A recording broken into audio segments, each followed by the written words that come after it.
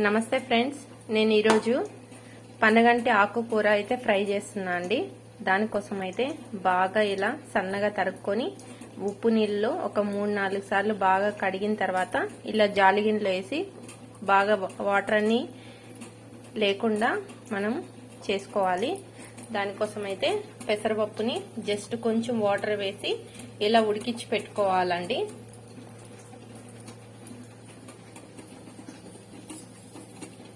ఇప్పుడు కొంచెం ఆయిల్ వేసుకొని తాలింపు గింజలు వేసుకోవాలి, కొంచెం జీలకర్ర వేసుకోవాలి, కొత్తిమీర, కరివేపాకు, ఒక 2-3 పచ్చిమిర్చి, ఒక ఎండుమిర్చి వేసుకున్నా అండి.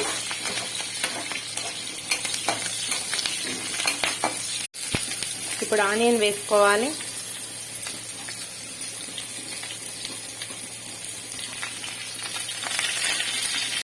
ఇలా వెల్లుల్లిని కచ్చపచ్చ దంచుకొని ఈ వెల్లుల్లిని కూడా వేసుకోవాలండి.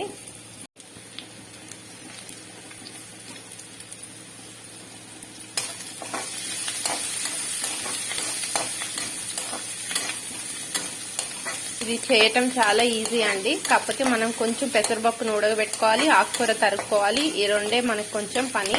రిమైనింగ్ అంతా ఈజీగానే చేసుకోవచ్చు.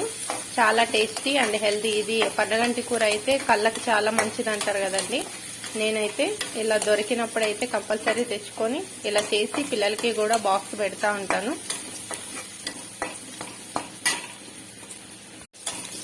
ఎక్కువేం ఫ్రై అవ్వాల్సిన అవసరం లేదండి. ఇప్పుడు సిమ్లో పెట్టుకొని ఈ ఆకుకూరని అయితే వేసుకోవాలి. వాటర్ అయితే ఉండొద్దండి.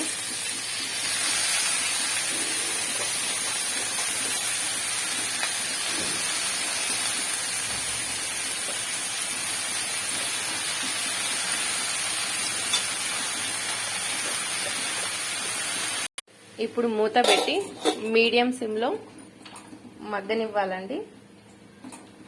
ఆ కాడలు అన్నీ కూడా మగ్గాలి అంటే ఒక 1 సెకండ్ 2 సెకండ్ ఇలా మనం మూత పెట్టి ఉడికించుకోవాలి. ఇలా మూత తీసి ఒక్కొక్కసారి కలుపుకుంటా ఉండాలండి. కలిపితే ఇలా మొత్తం బాగా ఫ్రై అయిపోతుంది. ఇప్పుడు ఈ పెసరపప్పుని కూడా వేసుకోవాలి. వేసుకొని మూత పెట్టి మళ్ళీ 1 సెకండ్ ఉడకనివ్వాలండి. ఆల్రెడీ మనం ఉడకబెట్టుకున్నాం కాబట్టి దీంట్లో కలిసిపోయి ఉడికిపోతుంది. మళ్ళీ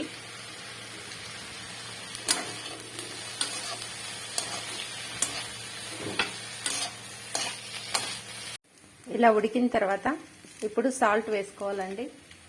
తగినంత సాల్ట్ వేసుకోవాలి.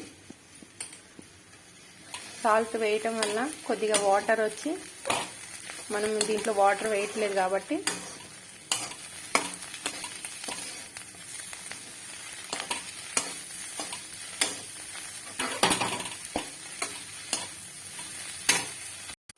ఇప్పుడైతే బాగా ఫ్రై అయిపోయిందండి. ఇప్పుడు పల్లీలు, కారం వేసి పౌడర్ చేసి పెట్టుకున్న దీన్నైతే ఒక 2 స్పూన్స్ యాడ్ చేయాలి. ఇది రైస్లో కలుపుకుంటే కూడా సూపర్ టేస్టీగా ఉంటుందండి. మనం కర్రీ అవసరం లేకుండా తినేయచ్చు. చపాతీ ఇలా ఎలా అయినా తీసుకోవచ్చండి దీన్ని.